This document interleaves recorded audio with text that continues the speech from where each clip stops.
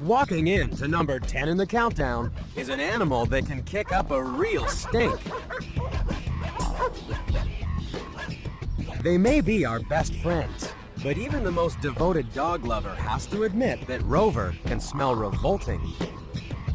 They have a nasty habit of rolling in anything that stinks, and they just love sticking their noses into the nastiest places. No wonder we take their hygiene seriously.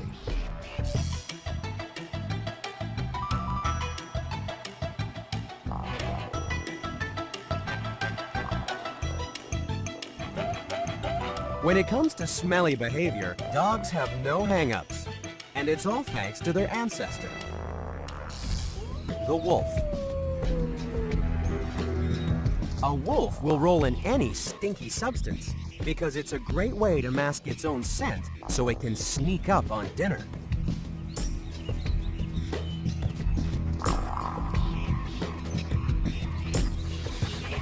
Today, the wolf's descendants still love to roll in anything that smells bad. And this gets right up our nose, literally. That's because when we encounter something that smells bad, molecules have evaporated off the noxious substance and floated through the air up into your nose. At the top of your nasal passages is a patch of special neurons about the size of a postage stamp. They're covered in hair-like projections that catch the odor molecules and then trigger the nerves that tell your brain there's a smell in the air. Our ability to sniff out stinks is very important. According to researcher at the Monell Chemical Senses Center in Philadelphia, Pam Dalton. Bad smells have significant potential to give us information about things that we should avoid, and they do so very quickly. Sometimes we react to the presence of a bad odor even before our brains have consciously processed why we want to move out of this environment. Something that smells like rotting food or human waste, which we've probably been taught from the time we were little children. Don't touch that. If your mother takes you into a public toilet, the first thing they say is, don't touch anything in here. So we readily acquire the belief and the understanding that this is something that might hurt us. But imagine if we could smell as well as dogs. Their sense of smell is 1,000,000 times more sensitive than ours. That's because their long snouts have more than 10 times the area of smell receptor cells, and their wet noses act like Velcro, trapping scent molecules as they drift by. Dogs live in a world dominated by smell. That's why they're fascinated with each other's rear ends. They're the canine equivalent of business cards, thanks to anal glands that emit a small amount of their contents with every wag of the tail. And you thought they were just pleased to see you. Dogs often prefer to take a more direct route with their messages. Both urine and droppings contain important scent signals that pass on information about the dog's sex, health, and even its mood. So the next time your pet dog leaves a message on your carpet, remember, it might just be trying to tell you how much it loves you.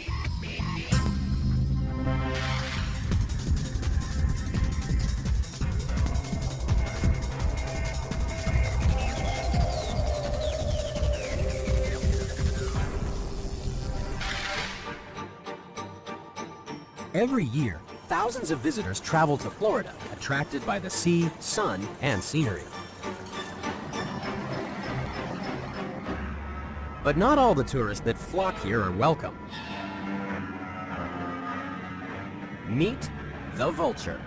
It's firmly perched at number 9 in the countdown because it has a truly disgusting way of keeping cool in the Florida sun. Unlike humans, vultures have no sweat glands. So, to cool themselves down, when the going gets hot, the hot get going. They go on their feet. The mixture of urine and feces becomes a smelly cooling fluid and is actually more energy efficient than sweating.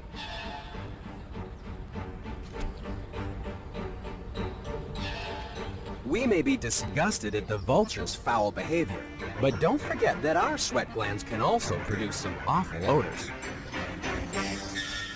Maybe that's why even your best friends won't tell you. Are you trying to tell me that I smell? Oh, no, Homer. I smell. You stink. Thankfully, when we exercise, we don't have to excrete on our feet to cool down. Instead, there are more than 2 million sweat glands in our skin that secrete mostly water that cool. But under our armpits, it's a different story. The sweat produced by these glands contains proteins and fatty acids, and that's the perfect food for bacteria. And when the bacteria under our armpits excrete their waste products, we start to stink. That's why we only apply antiperspirants and deodorants to our armpits. And probably why 72% of American women surveyed said it was the one personal care product they couldn't live without. Of course, vultures have no need for antiperspirants. For a start, they don't perspire. But also, it seems the bacteria don't stand a chance against the vulture's novel approach to personal hygiene. Scientists have discovered that the high concentration of ammonia in vulture urine kills bacteria. And the best part is that when you lunch at the local landfill, no one will notice that your feet smell like a sewer. We've sniffed out the first 2 contenders, but coming up, just what is the worst smell in the world? And why do some animals start fuming when you get in their face? Find out next on The Most Extreme.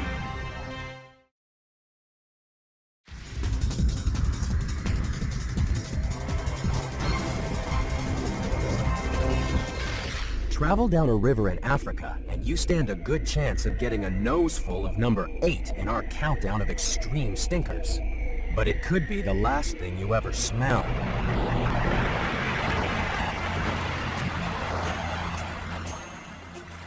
The hippopotamus is famous for its ability to detach your head from your shoulders with a single bite. But hippos have another way of overwhelming opposition, and it's truly disgusting. The hippo's secret weapon is the result of its diet.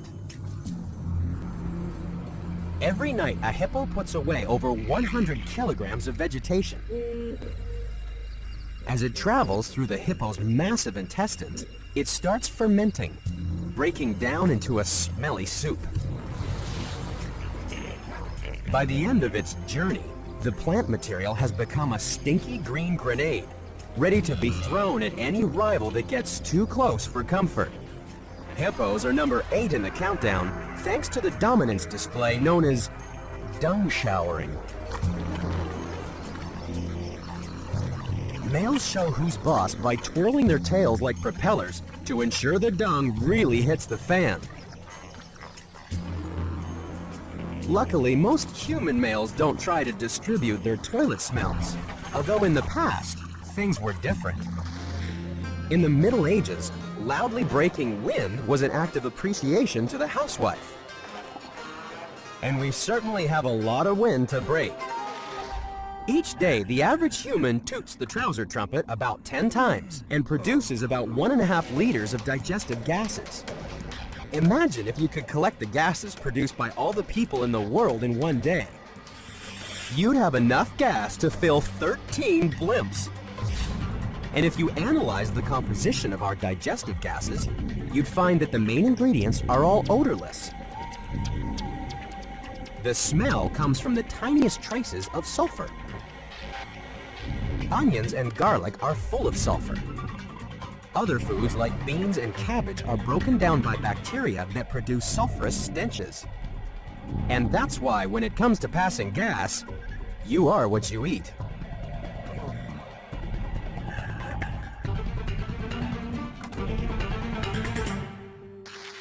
Unfortunately, some animals have been eating things that have been creating an environmental mess. Flatulent cows have long been blamed for producing the greenhouse gases suspected of causing global warming. It's estimated that the 100 million cattle in the United States expel about 6 million tons of methane into the atmosphere every year. But it turns out that cows may have had a bum rap. Contrary to popular belief, not a lot of the digestive gases are released out the rear end. It seems that cows burp a lot.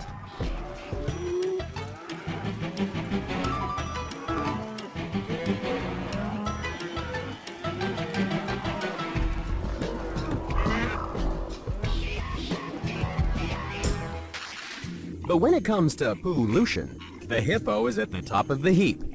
Every year, a hippo deposits 9 tons of pre-digested food back in the river, which always draws a crowd of happy hippo hanger-oners.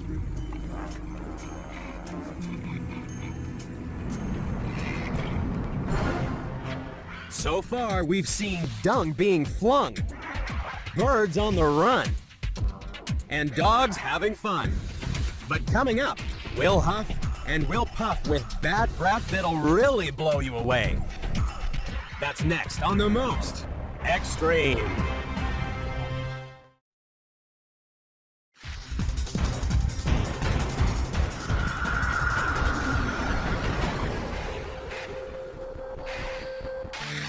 To find the next contender in our countdown of extreme stinkers, we're traveling to the southern coast of New Zealand and going in search of hookers. You'll smell them before you see them, because these hookers are huge, fat, and hairy. Say hello to the hooker's sea lion. It's number 7 in the countdown because it has extreme halitosis.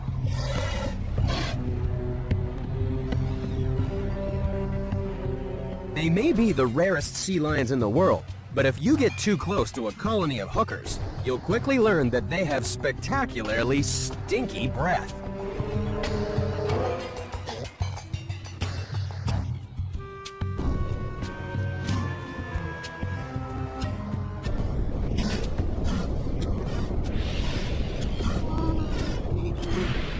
Their bad breath is nearly as deadly as their teeth, and it's all because of their diet.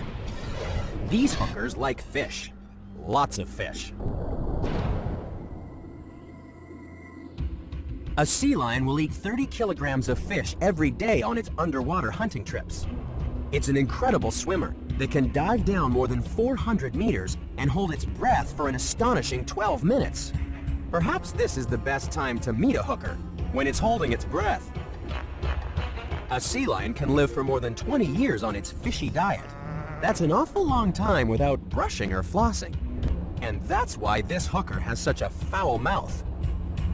Pieces of rotting food trapped in the teeth create bad breath for both hookers and humans.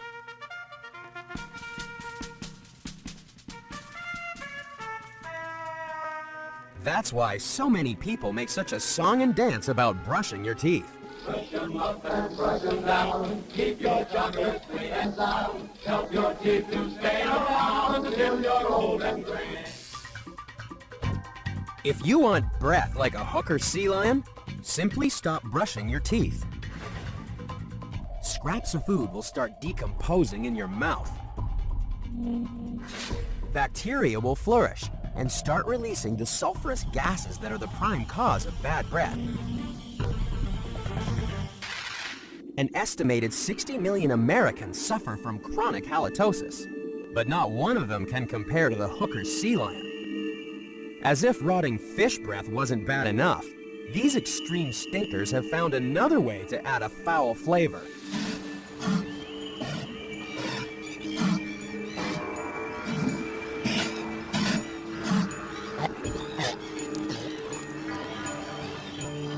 Throwing up is the perfect way to get rid of those indigestible fishy leftovers and to add the aroma of vomit to an already putrid breath.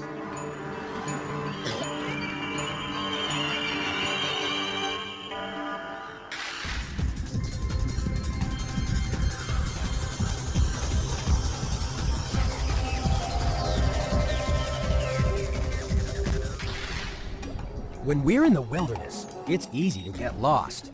But our next contender never has to ask directions because it's surrounded by stinky signposts. The plains of Africa are home to number 6 in the countdown, the spotted hyena. The savannah may look deserted to us, but the average hyena is hardly ever more than 50 meters from a foul-smelling scent marker produced by a hyena's backside. These stinky scavengers live in a world dominated by smell. Packs of hyenas mark their territory by covering the landscape in a foul-smelling paste. They make about 145,000 of these smelly signposts each year.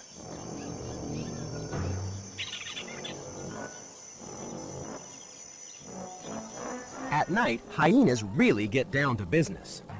Smelly business. Hyenas are number 6 in the countdown because they turn their anal pouches inside out to produce the stinky paste known as hyena butter.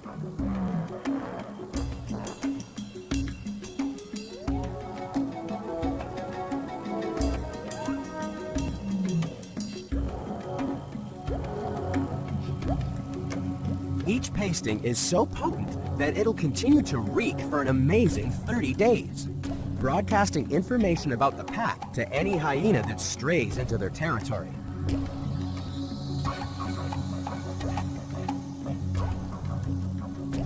But hyenas aren't the only creatures who use smell to communicate.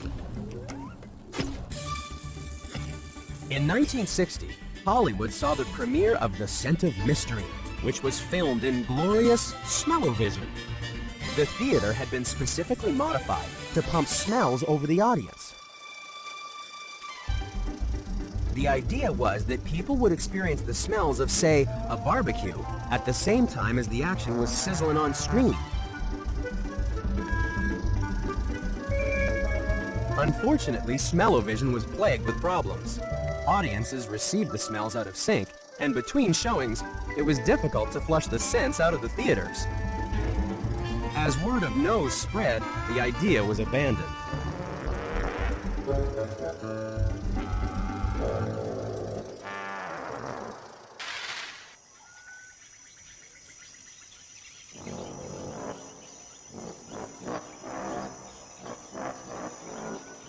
Unlike human audiences, hyenas would have loved smell-o-vision. Although all that hyena butter probably wouldn't taste so good on the popcorn.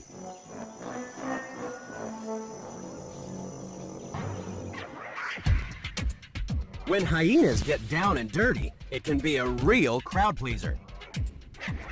But coming up next, could this shaggy beast hold a stinky secret to bring out the animal in you?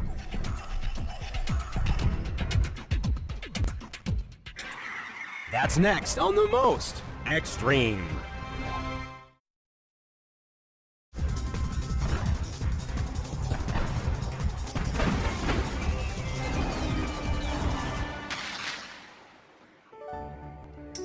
We've been using perfumes for thousands of years. Today, there's a $20 billion industry based on the fact that we don't like our own stink. But have you ever wondered what goes into the perfumes you wear? Before the development of a synthetic replacement, most perfumes contained a foul-smelling extract from a musk deer's anal glands. Perfumers used extreme dilutions of the deer's rear because in its natural state, real musk really stinks. So you'd think that the biggest producer of musk in the world would be the animal that's coming in at number 5 in the countdown. The muskox. Surprisingly, the so-called muskox doesn't make musk, and it's not an ox. This shaggy creature is more closely related to a sheep than an ox, and it doesn't have musk glands. Muskox musk is actually urine. Try putting that in your perfume. Male muskox liberally douse themselves with pee to see who can make the biggest stink. Stand downwind, and the musky smell is strong enough to make your eyes water. And if the smell alone isn't enough to scare off the competition, they use their heads.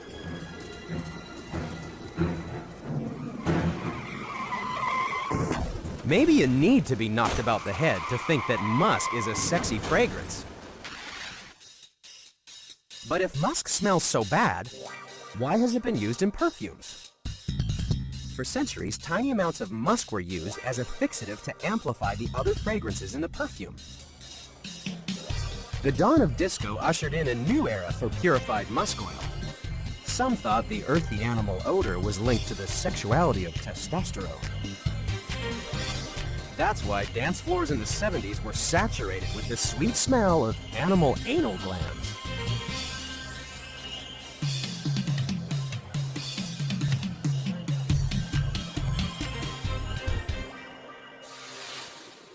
However, not even the most ardent disco king would consider wearing a perfume of muskox urine. Lacking the fixative chemicals found in real musk oil, this is one extreme stink that will only ever make an impact with other headbangers.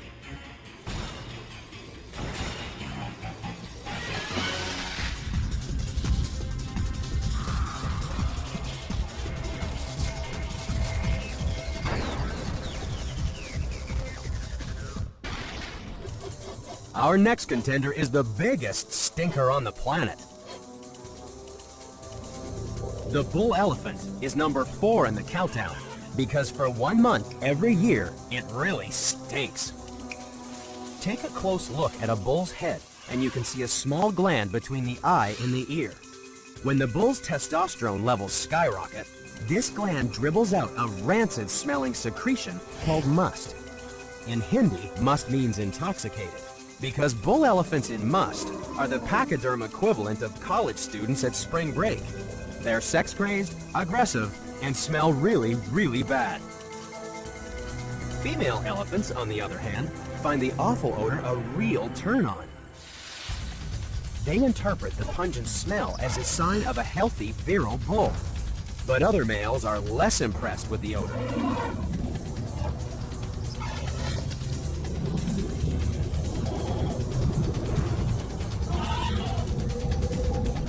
Elephants in must have been known to kill each other in the fight for the right to mate.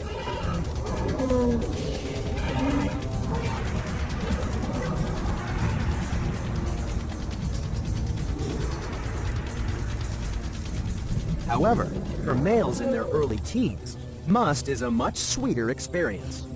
Teenage elephants smell of honey and flowers. This sweet aroma keeps young males out of trouble, because you need to smell bad to enter the world of sex and violence. Even humans that smell bad can get some good loving. All humans secrete pheromones as a part of their natural body odor. These chemicals send subtle messages that affect our behavior. It seems the less we wash, the more pheromones we release. Perhaps that's why breathing deep can really inflame desire. Dr. Winifred Cutler of the Athena Institute in Pennsylvania is an expert when it comes to invisible attractants.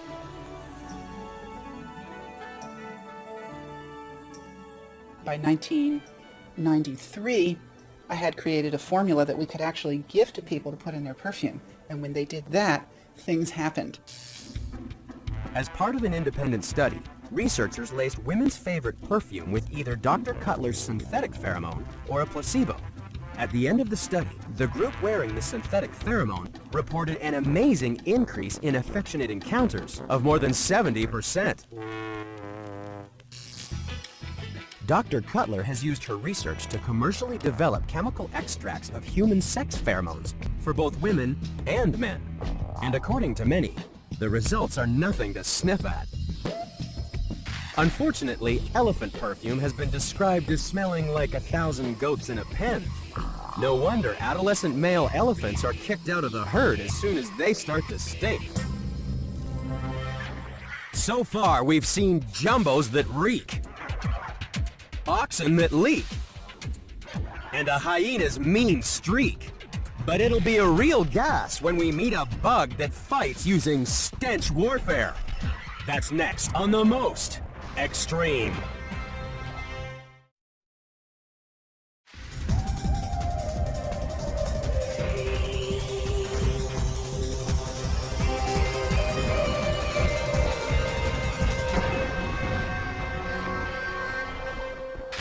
The next contender in our countdown of extreme stinkers can be found in forests around the world.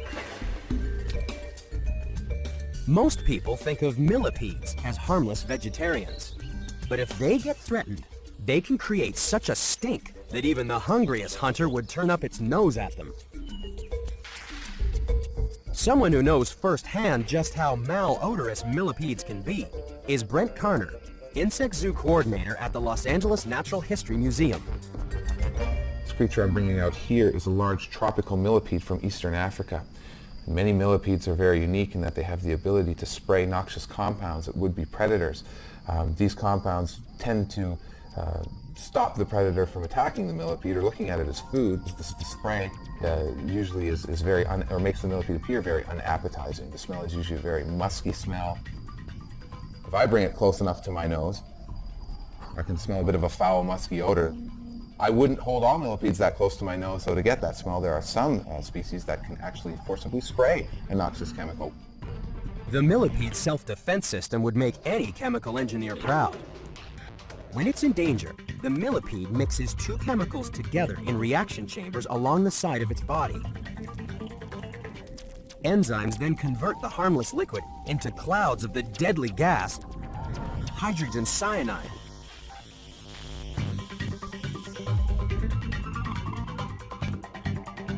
One millipede is capable of storing enough reactants to form 0.2 milligrams of hydrogen cyanide, enough to kill animals as large as mice. That means 300 millipedes could create enough deadly gas to kill a human.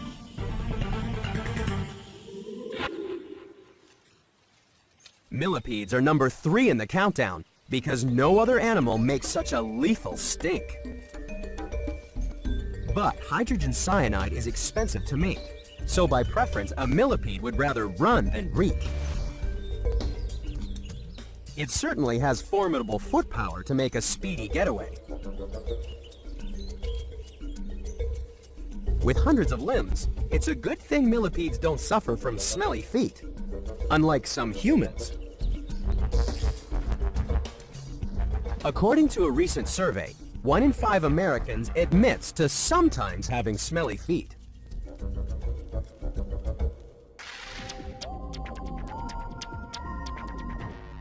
Your feet smell because of bacteria that feed on sweat.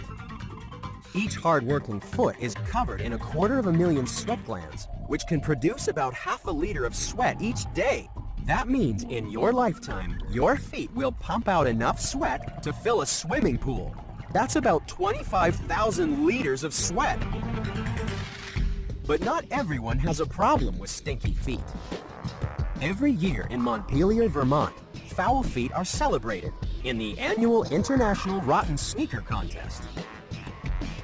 Dozens of kids and their sweat-soaked sneakers compete for the top prize. Every year, the winning sneakers are enshrined in the Hall of Fumes, a hermetically sealed trophy case where they can decompose with honor.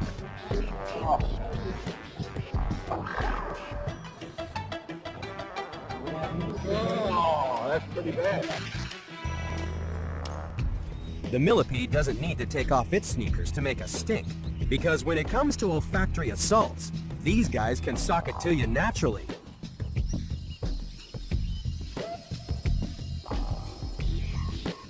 But if stinky millipedes make you sick, you just won't believe what's hurled at you by our next contender.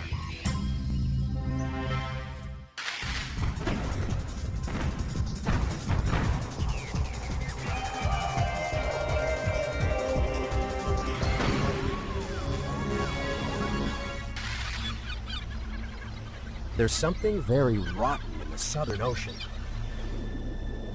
But our next contender thinks that decay smells delicious.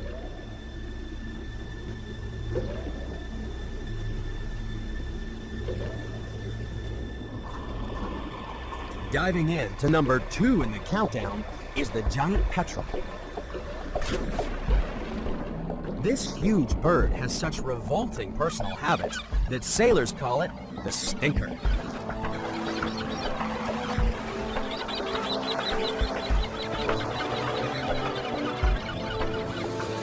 Stinkers are the vultures of the southern seas. They'll eat anything rotten. But this putrid diet is only one reason why a stinker stinks. This smelly scavenger is number 2 in the countdown because it has a secret weapon.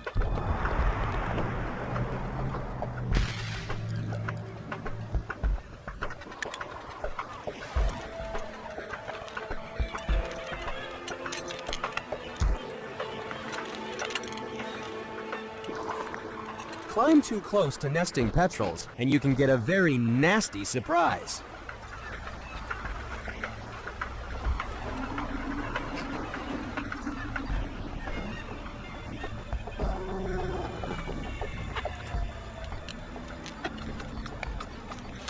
Stinkers hurl chunks.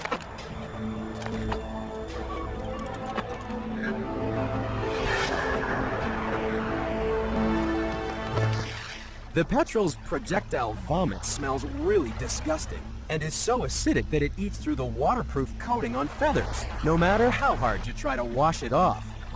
But stinkers aren't the only ones who use foul smells as weapons. In World War II, the French resistance were looking for a way to harass the invading Germans. So their American allies developed a highly secret, highly stinky weapon. It was a chemical to put into stink bombs, designed to be thrown at German officers. The plan was to make the officers smell as though they'd soiled themselves, hence the name, who, me? Unfortunately, things didn't quite go to plan. The mixture was so unstable that it would often leave whole towns soaked in the stench. Perhaps the French resistance may have been better off using the projectile weapons of the stinker, or even arming themselves with the animal that's number 1 in the countdown.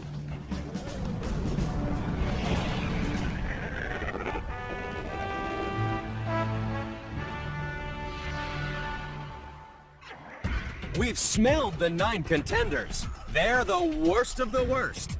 Only one animal is a more extreme stink-making machine. It's number 1, and it's coming up next on the most extreme.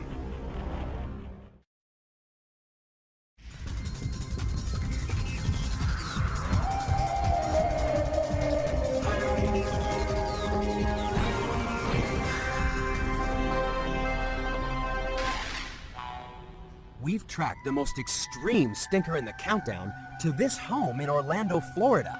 Wilson, sleepyhead. Hi, big boy. Come on. Come on. It's time to eat. It's Come on, big. the skunk. Come on, it's time to eat. That's good boy. Jamie Kinster shares her home with not 1, but 11 of the world's most extreme stinkers. Everybody wants food. Come on. 1, 2, 3, 4, 5, 6 of you. That means I'm missing 5. So why would anyone want to live with so many skunks? They're cuddly, they're quiet, they're clean, they're very social animals. I started out with one that's sort of like having potato chips. You can't just have just one. There may be up to 5 million pet skunks in America today. Professional breeders meet the demand by supplying skunks whose scent glands have been surgically removed. So while there are no stink bombs in the Kinser house, even Jamie admits that wild skunks can be real stinkers. It's probably one of the worst smells. It could bring tears to your eyes. It does temporarily blind you. It's kind of hard to explain what exactly it smells like. One of the worst things you can possibly smell, other than maybe something dead. So what is the worst smell in the world? A nationwide survey of Americans tried to find out. Offensive bathroom odors were ranked in 4th place by 38% of respondents. Then came the smell of dirty diapers.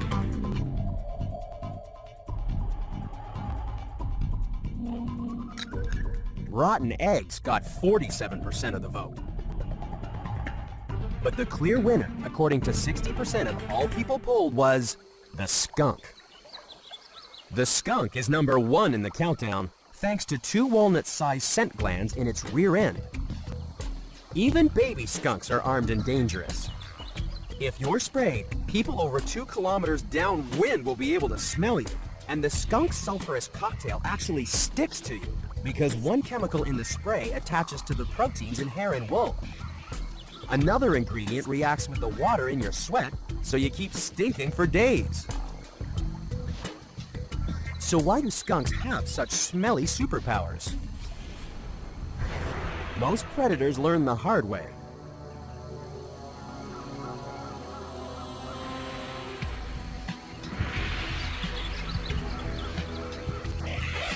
The skunk's 2 scent glands are powerful guns, capable of squirting over 4 meters. If it misses with the first shot, it can fire again up to 6 times before it runs out of its stinky ammunition.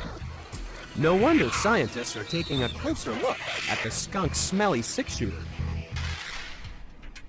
At the Monell Chemical Senses Center in Philadelphia, a team of researchers are really getting up people's noses in their search for the mother of all stink bombs. To sniff out the most universally despised odors in the world, brave volunteers are exposed to a range of disgusting smells. Their reactions are scientifically monitored from the safety of another chamber. And that's when things really start to get stinky. Okay.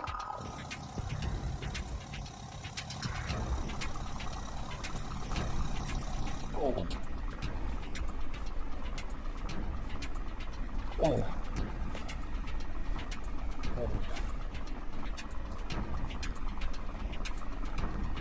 Oh.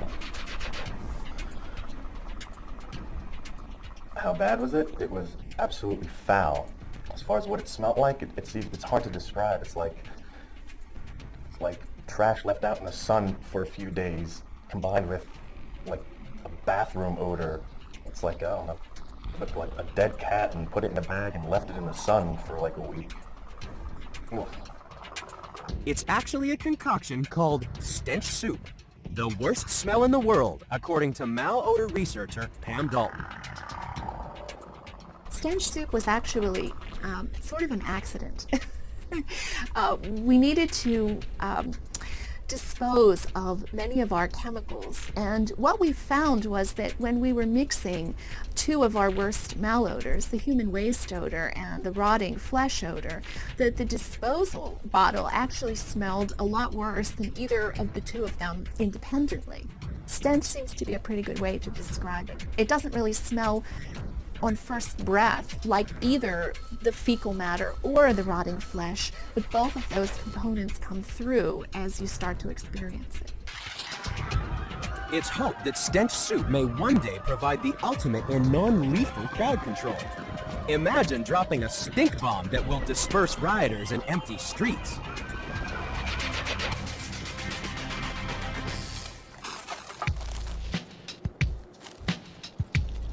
But a skunk knows how to clear the streets instinctively. That's why if you're gonna trash the skunk's reputation, it pays to stand well clear.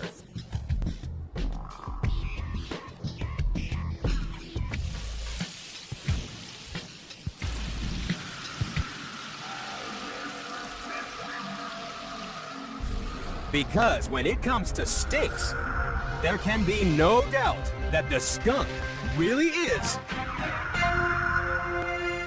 the most extreme.